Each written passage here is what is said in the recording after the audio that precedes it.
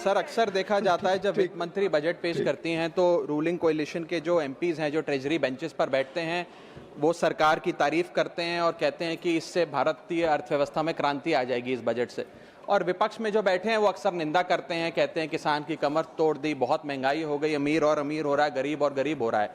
लेकिन मैं आज प्रयास करूंगा कि एक ऑब्जेक्टिव एनालिसिस इस बजट का करूं और कंस्ट्रक्टिव क्रिटिसिज्म अपना आपके माध्यम से वित्त मंत्री को दूं।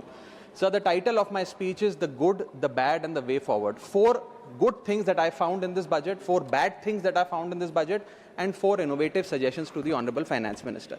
So the first good thing that I found in the budget is that there was an increase in the STT for derivative trading. Usually सरकार की निंदा हुई इस विषय को लेकर, मार्केट्स भी गिरी, लेकिन मेरा यह मानना है कि इस कदम से स्पेक्युलेटिव ट्रेडिंग यानी कि सट्टा ट्रेडिंग समाप्त होगी या कम होगी और रिटेल इन्वेस्टर जो 90% रिटेल इन्वेस्टर एफएनओ सेक्टर में नुकसान भुगतता है फ्यूचर्स एंड ऑप्शंस के चलते, जुआ खेलता है, उसमें आपको रिटेल इन्वेस्टर की प्रोटेक्शन का एक माध्यम बन सकता है। लेकिन मैं इसी के साथ साथ वित्त मंत्री जी को याद दिलाना चाहूंगा कि एसटीटी का जेनेसिस क्या है, एसटीटी का जन्म कब हुआ। एसटीटी हमारे senior colleague mister P Chidambaram जब फाइनेंस मिनिस्टर थे तो उन्होंने इंट्रोड्यूस किया and it was introduce to replace long term capital gain tax on equities. जब long term capital gain on equity zero था तब एसटीटी को लाया गया कि वे एक सिंपल अपफ्रंट लेवी होगी ट्रेड्स पर regardless of profit and loss. लेकिन अब सरकार ने long term capital gain tax भी लगा दिया, एसटीटी भी लगा दिया और रिटेल इन्वेस्टर को और तमाम इन्वेस्टर्स को एक प्रकार से डिसइंसेंटिवाइज किया। मैं एक सुझाव लाया हूं सरकार के लिए जिससे long term house hold earnings बढ़ेंगी, वेल्थ क्रिएशन होगा और वेल्थ पार्किंग रियल एस्टेट और गोल्ड के सेक्टर से निकलकर इक्विटीज में आएगी और स्पेक्युलेटिव ट्रेडिंग और कम होगी और long term investment behaviour investors का बढ़ेगा। वो की है कि long term capital gain tax on equities should be made nil in this country for individual investors. दुनिया की कई ऐसे देश हैं जिसके अंदर long term capital gain tax equities पे खास तौर पे शून्य है, जैसे कि Switzerland, Singapore, UAE, New Zealand, Hong Kong, Qatar, Malaysia. मैं चाहूंगा कि जब एसटीटी बढ़ाया जा रहा है तो इसी बजट में ही long term capital gain tax को जीरो किया जाए। सर मेरा दूसरा जो मैं सरकार के बजट को एक्नॉलेज करना चाहूंगा वो ये है कि कैपेक्स के जो एक्सपेंडिचर एलोकेशन होता है उसमें एक बढ़ोतरी देखी गई। जहां वित्तीय वर्ष 18-19 में मात्र 3 लाख करोड़ कैपेक्स था, वो इस वित्तीय वर्ष में 12 लाख करोड़ तक पहुंचा है, which is 4.4% of the GDP, which is a good step. It will have a multiplier effect and it will prioritise asset creation. लेकिन इसके साथ साथ सरकार को 5 साल में क्या कैपेक्स वो कौन कौन से क्षेत्रों में खर्चा करने जा रही है उसका एक ब्यौरा देना चाहिए ताकि प्राइवेट सेक्टर भी इस कैपेक्स के खर्चे को मैच कर सके। Sir third thing which we found in the speech of the finance minister is that there was a relative restraint in making budgetary announcements for election bound states. अक्सर वित्त मंत्री का भाषण सुन के आप बता सकते हैं कि कौन से राज्यों में चुनाव होने जा रहा है। इस स्पीच में उन्होंने थोड़ा सा रिस्ट्रेंट एक्सरसाइज किया जिसे मैं एक्नॉलेज करता हूं। और आखिरी अच्छी चीज जो इस बजट में नजर आई वो ये था कि एनआरआई की इन्वेस्टमेंट लिमिट में एनहांसमेंट हुई। लेकिन मैं बता दूं कि जब एफआईआईज ने, फॉरेन इन्वेस्टर्स ने, फॉरेन पोर्टफोलियो इन्वेस्टर्स ने इस देश के बाजार से पैसा निकाल लिया और पिछले एक वित्तीय वर्ष में 23 बिलियन निकाला, तब जाकर सरकार जागी और सरकार ने एनआरआईज के लिए इक्विटी मार्केट का दरवाजा खोलकर उनकी इन्वेस्टमेंट लिमिट को 5% से बढ़ा दिया। इसमें कोई दो राय नहीं है कि इससे इन्वेस्टर्स 32 मिलियन एनआरआई इन्वेस्टर्स को अब भारतीय बाजार में पैसा डालने का मौका मिलेगा। लेकिन इसी के साथ साथ सरकार को इस पर भी गौर फरमाना चाहिए कि क्यों फॉरेन इन्वेस्टर्स भारत से पैसा निकाल कर बाजार को छोड़कर जा रहे हैं। Sir now I come to the bad part of the budget. First thing is the debt to GDP crisis. सरकार ने और डेट लेने के लिए, कर्जा लेने के लिए इस बजट में फॉर्मूला ही बदल दिया। पहले सरकार डेट जब लेती थी तो ओल्ड एफआरबीएम रूल्स के तहत 3% ऑफ जीडीपी तक का फ्रेश डेट लेती थी। इस बजट में सरकार ने उस फॉर्मूले को बदलकर कहा कि टोटल सरकार का डेट जीडीपी का 50% होगा और उस सीमा में हम डेट लेंगे। यानी कि they want to play on the denominator effect. For example एक साल बजट अगर हमारा जीडीपी 12% से ग्रो करता है तो उस साल सरकार खूब सारा डेट लेके सरकार पे कर्जा लाद सकती है जो कि फिस्कल डेफिसिट 4.5, 6.5, 5% तक भी पहुंच सकता है। सर, इसी के साथ साथ मैं बताना चाहूंगा कि आज सरकार कहती है कि हमारा डेट टू जीडीपी रेशियो 56% है, लेकिन ये गलत है, क्योंकि बहुत सारे ऑफ बैलेंस शीट आइटम्स हैं जिसे सरकार डेट में दिखाती ही नहीं है, जैसे कि FCI bonds, OMC bonds, fertiliser, NHAI, NFSS, यानी कि तमाम तरीके के ऐसे कर्जे हैं सरकार के ऊपर जो सरकार अपनी बैलेंस शीट में नहीं दिखाती है। सर, मैं सरकार को आपके माध्यम से यह रिक्वेस्ट करना चाहूंगा कि देश का कर्जा और कैसे ना बढ़े इस पर काम करें, ना कि और कर्जा लेने के लिए हम जीडीपी और डेट टू जीडीपी के फॉर्मूले के रेशियोज बदलकर और पैसा कर्जे पे ब्याज पर लेने का प्रयास करें। सर, दूसरी दिक्कत जो इस बजट में नजर आई वो ये थी कि इनकम टैक्स स्लैब में चेंज नहीं हुआ। सर, हर साल देश का आम आदमी जब वित्त मंत्री जी की बजट की स्पीच सुनता है तो वो इसलिए नहीं सुनता कि पीएलआई की क्या इन्वेस्टमेंट होगी, कौन सा कॉरिडोर बन रहा है। देश का आम आदमी, सैलरीड क्लास, इसलिए बजट की स्पीच सुनता है कि उसके अंदर स्लैब में कोई रिवीजन होगा, क्या हमारी स्टैंडर्ड डिडक्शन की जो हमें डिडक्शन मिलती है वो बढ़ेगी। लेकिन इस बार बजट में देश का आम आदमी और खास तौर पर देश का मिडिल क्लास डिसअपॉइंट हुआ। पहले ही there has been a stagnation in the salaries, inflation 6.8% पे खड़ा है, लेकिन उसके बावजूद हमने इस बार कोई स्लैब में या स्टैंडर्ड डिडक्शन में चेंज नहीं देखा। मैं आपके माध्यम से वित्त मंत्री जी को रिक्वेस्ट करना चाहूंगा कि आप इसी बजट में अनाउंसमेंट करें कि स्टैंडर्ड डिडक्शन जो 75,000 रुपए है उसे बढ़ाकर सैलरीड क्लास के लिए 1.5 लाख रुपए किया जाए। Sir, third problem that was there with the budget is that there was no relief for the middle class. Sir, after a very long time in India's history the personal income tax collection was more than the corporate income tax collection, यानी कि individuals ने जो income tax भरा वो लगभग 11 लाख करोड़ के आसपास भरा, और कंपनियों ने, कॉर्पोरेट ने जो इनकम टैक्स भरा वो लगभग 9.8 लाख करोड़, यानी कि मैक्सिमम टैक्स आपको इंडिविजुअल्स के इनकम टैक्स से मिल रहा है। आप मिडिल क्लास वो टैक्स भर रहा है। आज वो दौर आ गया है कि हम मिडिल क्लास को अपलिफ्ट करें, मिडिल क्लास को पैम्पर करें, नहीं तो मिडिल क्लास एक सैंडविच की तरह रिच क्लास और पुअर क्लास में दबता चला जा रहा है। सर, राइजिंग कॉस्ट प्रेशर्स के चलते पिछले वित्तीय वर्ष में मिडिल क्लास ने देखा कि उसके एजुकेशन के खर्चे में 8% की बढ़ोतरी हुई, हेल्थ केयर 9% से महंगा हुआ, रेंट 7% से, फूड 6% से, ट्रांसपोर्ट 5% से। मेरा रिक्वेस्ट यह है माननीय फाइनेंस मिनिस्टर से कि वो इनकम टैक्स में रियायत देकर या तो मिडिल क्लास को कोई रिलीफ दें, और अगर इनकम टैक्स में रियायत नहीं दे सकती हैं तो उसकी सेविंग्स और इन्वेस्टमेंट्स पे उसको बेनिफिट दें, उसे इंसेंटिव्स दें कि वो ज्यादा बचत करे, ज्यादा वेल्थ क्रिएशन कर पाए। Sir, fourth problem in this budget that I found was the budgetary allocation to health, which is low and which certainly needs a relook. Sir, आज हमने अपने टोटल गवर्नमेंट एक्सपेंडिचर का 2% हेल्थ को allocate किया है, लगभग 1 लाख करोड़ के आसपास। नेशनल हेल्थ पॉलिसी 2017 बताती है सर, और सरकार का ये अपना ऑब्जेक्टिव रहा है, गोल रहा है, that spending on public health should be 2.5% of GDP.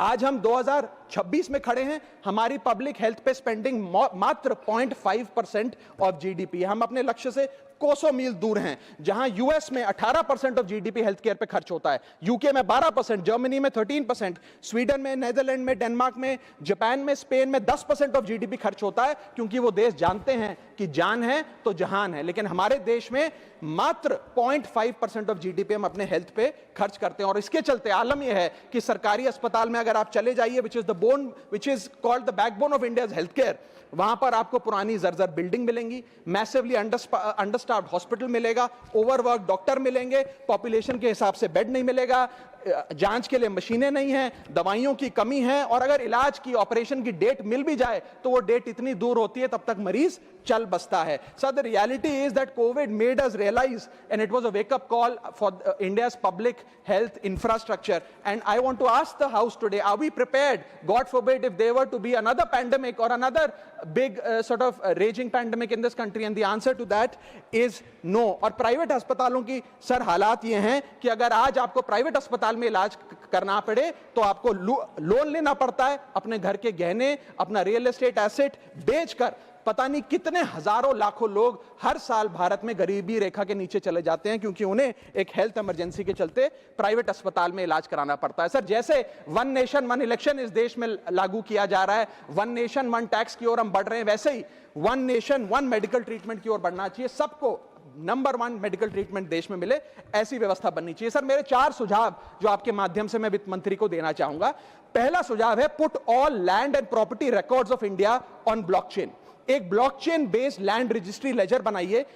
पहले 10 मेजर राज्यों शहरों से शुरू करिए, महानगरों से और टीयर 2 सिटीज से, जिस लेजर में, जिस ब्लॉकचेन लेजर में हर रिकॉर्ड, हर सेल, हर म्यूटेशन, हर इनहेरिटेंस को एक डिजिटल रिकॉर्ड बुक में डाला जाएगा, जो एक ब्लॉकचेन लेजर होगा, जो टाइम स्टैम्प्ड होगा, टेम्पर प्रूफ होगा, 100% ट्रांसपेरेंट होगा और रियल टाइम प्रॉपर्टी ट्रैकिंग आप उससे कर सकेंगे, जिसके चलते इंस्टेंट टाइटल वेरिफिकेशन होगा। आज सर हमारा जो रियल एस्टेट का लैंड एंड प्रॉपर्टी रिकॉर्ड का जो बाजार है उसमें अटर कियोस है। कियोस इसलिए है कि लोगों को रजिस्ट्रार के दफ्तर के बाहर धक्के लग रहे हैं, दलालों ने उन अफसरों पे पूरी तरीके से कब्जा किया हुआ है, प्रॉपर्टी टैक्स में चोरी होती है, सर्कल रेट को एक्सप्लॉइट करके कैश में प्रॉपर्टियां खरीदी जाती हैं, फर्जी कागज, कब्जे, टाइटल डिस्प्यूट, न जाने क्या क्या चल रहा है, जिसके चलते आज 66% of India civil disputes are land disputes, 45% of properties lack clear title in India. India ranks 133 out of 190 in property registration efficiency.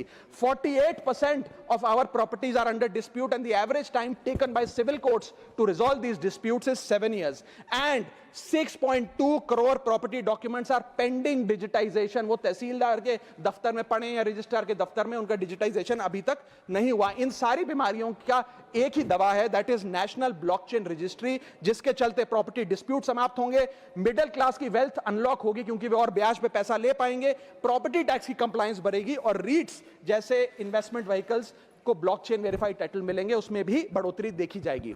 इसी के साथ साथ सर दुनिया के कई देशों ने इसे लागू कर दिया है। स्वीडन में यह लागू है, जहां पर एक दिन में आप प्रॉपर्टी का ट्रांजैक्शन कंप्लीट कर सकते हैं, वहां डिस्प्यूट रेट 2% है। जॉर्जिया में है, जहां 3 दिन में प्रॉपर्टी का ट्रांजैक्शन खत्म हो जाता है, डिस्प्यूट रेट 1% है। और यूएई में है, जहां 10 मिनट में आप अपनी प्रॉपर्टी खरीद बेच सकते हैं, वहां डिस्प्यूट रेट 1% से भी नीचे। और वहां हिंदुस्तान में प्रॉपर्टी बेचनी हो तो 2 से 6 महीने लगते हैं और 48% डिस्प्यूट रेट है। सर मेरा दूसरा सुझाव है inflation linked salary revision act. Bharat में वेजेस को इंडेक्स करिए महंगाई से। वित्तीय वर्ष 18 से लेकर वित्तीय वर्ष 26 में हमने देखा कि real wages for the salaried class में 16% की गिरावट आई। ये गिरावट का मतलब इन सालों में जितनी महंगाई थी, जिस स्तर पे महंगाई बढ़ी उस स्तर पे वेजेस नहीं बढ़ी, जिसके चलते 16% की गिरावट रियल वेजेस में देखी गई। इसीलिए mandatory wage indexation formula is the need of the hour and the government must look at it. इसके चलते तमाम फॉर्मल सेक्टर्स में, corporate, shops, factories, gig workers, सबको इन्फ्लेशन इंडेक्स वेज हाइक मिलेगा। और सरकार के मुलाजिम को तो मिलता ही है, हर साल डियरनेस अलाउंस मिलता है, उसके बाद आप हर कुछ सालों में पे कमीशन लागू होता है। इससे आप 20 करोड़ आबादी, which is 45% of India's total workforce, आप उसे एड्रेस कर पाएंगे। सर इसी के साथ साथ मैं बताना चाहता हूं कि दुनिया के कई देशों में यह पहले से ही लागू है। यूएस के अंदर COLA, cost of living adjustment system लागू है, जिसके अंदर एनुअल और ऑटोमेटिक रिवीजन होता है।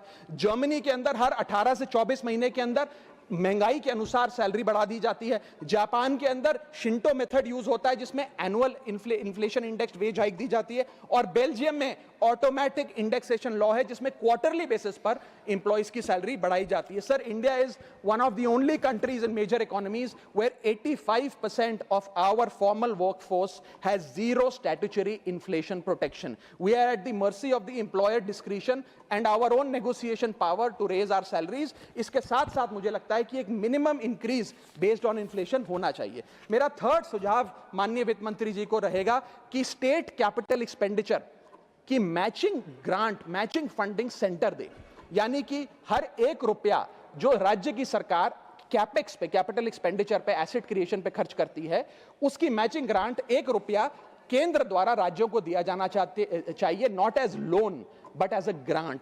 आज स्टेट कैपेक्स में 2 बॉटलनेक्स है। पहला बॉटलनेक है बोरोइंग कैप, यानी कि कोई भी राज्य अपने स्टेट जीडीपी से 3% से ज्यादा ब्याज पर पैसा नहीं ले सकता, वो कैपेक्स पे नहीं खर्च करता, वो तमाम तरीके के ऑपरेशनल खर्चे करता है। और सेकंड प्रॉब्लम है कि अगर केंद्र सरकार पैसा देती भी है राज्यों को कैपेक्स के लिए, वो लोन की सूरत में देती है और कंडीशनल लोन की किस एसेट पे कितना खर्च होगा, एक कंडीशनल लोन दिया जाता है। मेरा सुझाव है that replace this loan with conditions given by the centre to grant with trust grant based on trust by the centre. Sir centre को आने वाले 5 वर्षों के लिए 1.5 लाख करोड़ आवंटित करना चाहिए, not as loan but as these capex grants, ताकि राज्यों में सड़कें बने, इरिगेशन नेटवर्क बने, लोकल पावर इंफ्रास्ट्रक्चर बने, ड्रिंकिंग वाटर सैनिटेशन हो और अर्बन इंफ्रास्ट्रक्चर में एसेट क्रिएशन, एसेट फॉर्मेशन किया जाए। As not as loan, not on interest, not with principal and with no conditionality. अगर ऐसा होता है तो सबसे पहले तो स्टेट की बैलेंस शीट में this grant will not sit as debt, state की बैलेंस शीट सुंदर होगी, बेहतर होगी। दूसरा, खुलकर राज्य कैपेक्स पर खर्च कर पाएंगे। Third, it will be a high growth and a high job creator, ये ग्रोथ मल्टीप्लायर और जॉब क्रिएटर के तौर पे इसका इस्तेमाल होगा, क्योंकि हर 1 रुपया जो आप कैपेक्स पे खर्च करते हैं उससे भारत का जीडीपी 2 से 3 रुपए बढ़ता है in a span of 3 to 5 years। Cooperative federalism मजबूत होगा और साथ ही साथ states will become builders and not borrowers in the eyes of the centre. Sir मेरा चौथा सुझाव जो माननीय वित्त मंत्री जी के लिए है वो ये है कि legalise virtual digital assets as an asset class.